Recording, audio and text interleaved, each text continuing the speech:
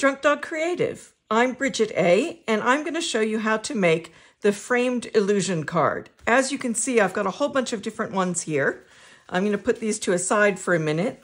I've used some DSP to create cards that have this middle bit of the picture standing out and matted. And you can see I've done them in a whole bunch of different colors and styles. And the great thing is these are so quick and easy to make that you can make a whole bunch of them and have them on hand for special occasions. I've left most of them blank, but then I've also decorated a couple. So you can add embellishments to them. You can add different things. You could put a sentiment on them. But you know when you're rushing for a card and you don't have one on hand, well, you can grab any one of these, quickly make a sentiment tag, add it, and it's ready to go. Of course, you can do that before you put them away, but I find it's so helpful to have a whole bunch of pretty, colorful blank cards on hand that I can then adapt to any occasion quickly. So I'm going to talk first about the DSP I used in this, and then I'm going to show you how to make the framed illusion card. Let me talk a minute about the Meandering Meadows Designer Series paper from Stampin' Up. These are the images. This is only available till the end of April or while stocks last, and I still had quite a bit of it left over. So I wanted to use it up to make a whole bunch of blank cards that I could then use for any occasion, simply by adding a sentiment or with what I wrote inside. One thing I want to point out is one of the genius things about Stampin' Up! And why I love it so much is the color coordination. So when you get your DSP or Designer Series paper, whether it's a 6x6 inch like Meandering Meadows or a 12 inch by 12 inch like some of the other packs, they all list on them what colors it coordinates with. And all of the cardstock, the ink pads, the markers, the Stampin' Blends all coordinate, and so do the embellishments. So this package goes with all of the colors on here. It goes with Balmy Blue, it goes with Basic Black, Blueberry Bushel, which was this one. You can see how that coordinates. Cherry Cobbler, which is the first one I showed you. Crushed Curry, Fresh Freesia, Garden Green, Granny Apple Green, Highland Heather, which is this color here. Lemon Lime Twist, Melon Mambo for the pinks. Night of Navy, which is my navy blue one here. What else? Orchid Oasis, Pecan Pie, Petal Pink, Pumpkin Pie, Shaded Spruce, and then I found a few other colors that I used, like Gorgeous Grape and Boho Blue and Misty Moonlight. But you can see that the coordination is built in for you, and it's the same with the inks, the markers, everything. So if you're going to use up DSP and you want to have a bunch of cards you can make quickly that you just have on hand for when you suddenly need a card, this is a great pattern to do. Now, I've done this for the Australian A6 metric card. That is different to the US card. So on my videos, I can't just give you the centimeters and then use a converter to inches because you'll get the wrong size card in the US. The Australian A6 card is a different size. It is longer and narrower because we use A4 paper, and this card is half of an A4 sheet, which is A5, which folds to an A6, whereas the American cards are half of a US letter sheet, which then folds to make an A2 card in the American language, which is 4 1/4 wide, 5 1/2 tall, as opposed to this, which is 148 centimeters wide, 105 centimeters wide by 148 centimeters tall. And as you can see, if I just converted from one to the other, you'd end up with a card this size, which won't fit your envelopes in the US. So I am going to give you instructions for both sizes. The video, I'm going to make an Australian A6, but the blog, the description under the video, and the title slides in the video should give you also the measurements for USA. So let's talk about what we need. You need some Designer Series paper that makes a picture.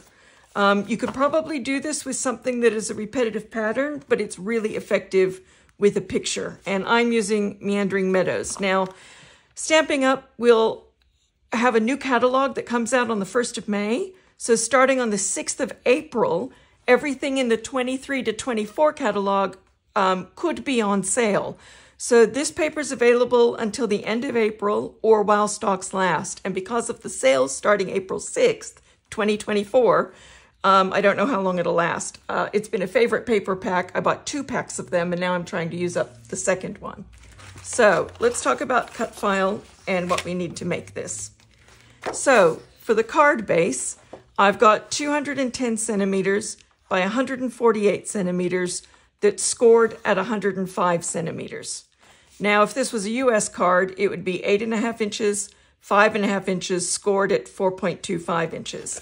And I'm going to fold that on the score line, and I'm going to use my bone folder to make that a nice sharp crease, just because it makes life easier, and put that aside. The other thing you're going to need is your piece of DSP, and you're going to need something to cut the mat out of. Now, if you want to make this card really easy, if you have some nesting rectangular dies, these are designed for the Australian metric.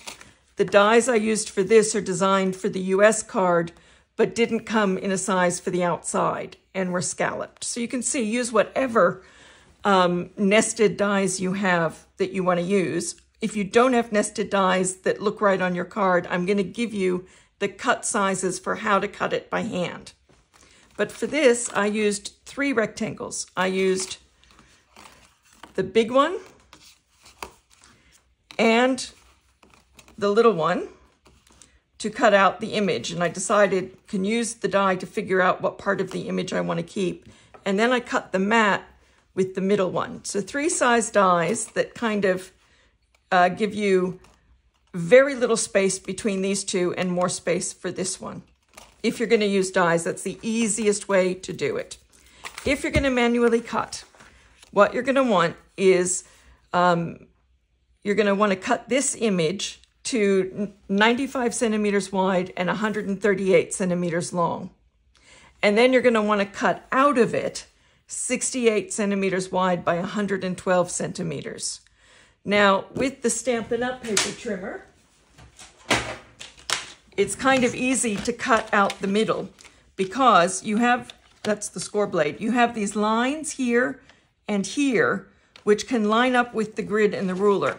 So if I want to cut something just in the middle, I would line my paper up, I would have the ruler lined up where I need, and I'd press it down and I'd draw the blade just to where I need to. So you can use the ruler and the lines around the scoring blade to cut a square out of the middle.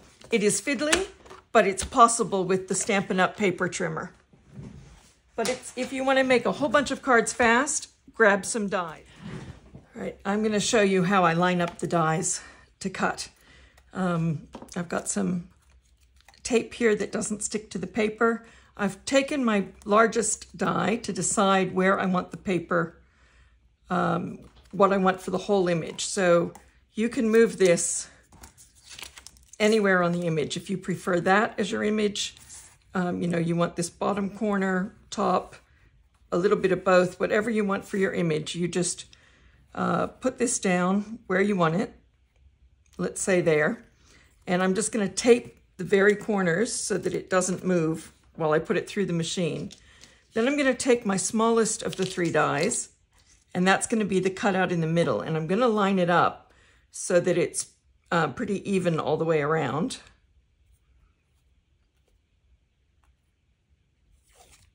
Take some more tape.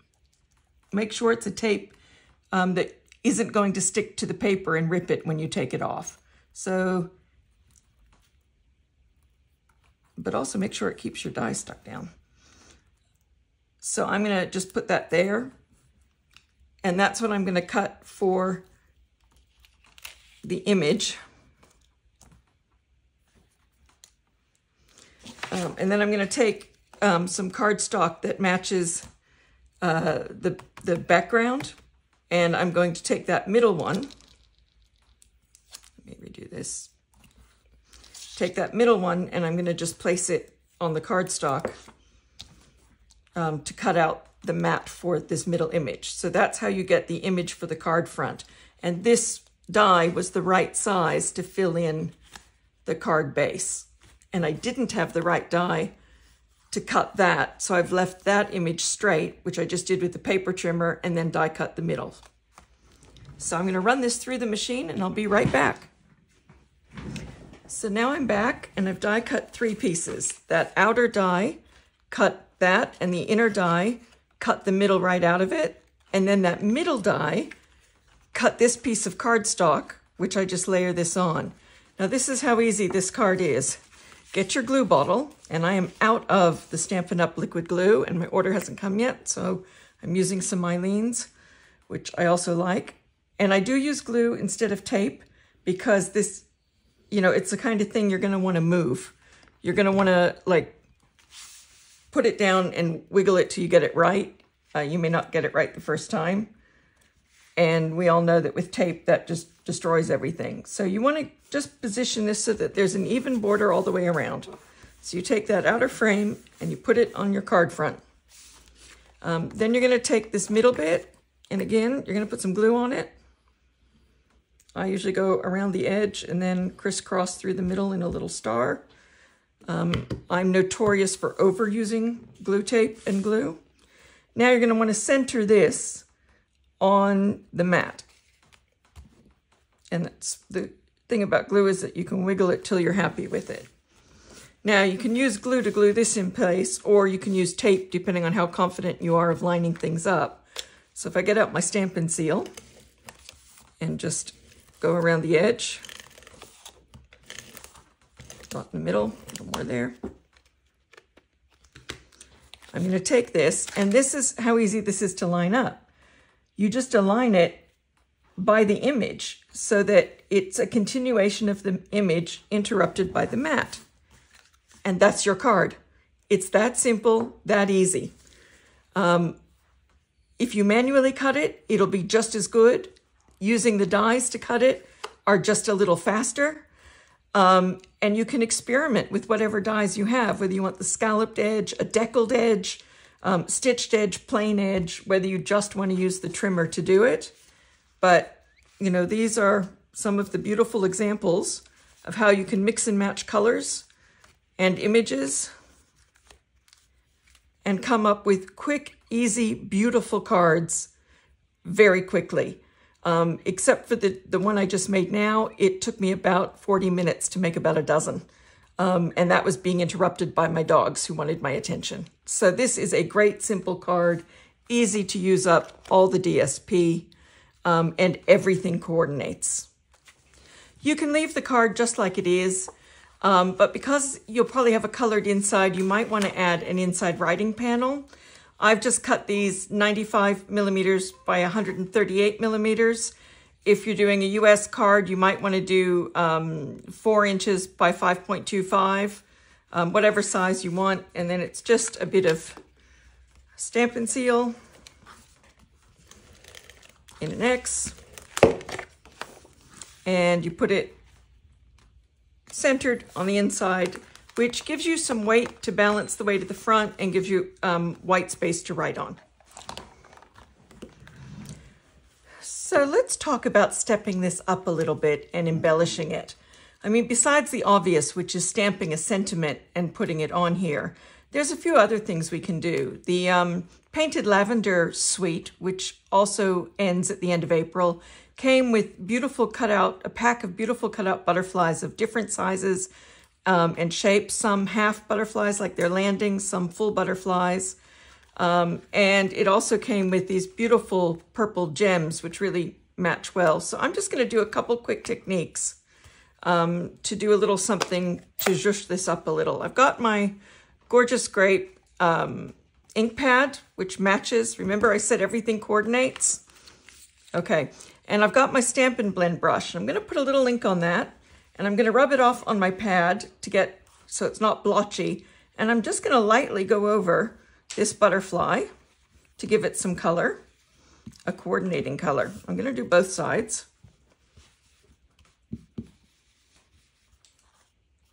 And you're going to go lightly because it's delicate. Then I'm going to put a little more on and go in a little more to darken it because I didn't want it quite that light. And I want it like darker in some spots and lighter in others. So I'm not going to overthink it. Just going to let it happen. And then I'm going to close my ink tray. So then I've got a colored butterfly that's ready to go on. So now I've got my Stampin' Dimensionals, and these are the mini dimensionals. You know, I talk about the dimensionals a lot, but this is the mini one, and I'm going to use that to put my butterfly on the card. So I'm going to take one of these minis off. I'm going to flip my butterfly over, and I'm going to put it right there on the body. It'll hardly be noticeable because it's so tiny. And because it's a hex shape, you can turn it any way you want around so very little of it shows until it comes off on your hand.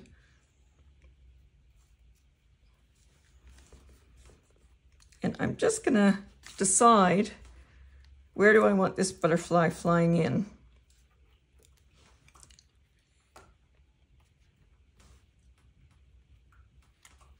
I kind of like it on this corner, and I kind of like it at that angle. You do whatever you want. So I've got the little butterfly flying in. And I'm going to take just a couple of these gems with the putty end of my Take Your Pick. This is the other tool I use all the time. So I'm going to take some of these, they're in different sizes. There's a large and a small. I'm just going to dot a couple of these onto the front of the card in a couple different colors and configurations. I'm not going to overthink it too much, just a couple. So now I've got just a little bit of bling on the card.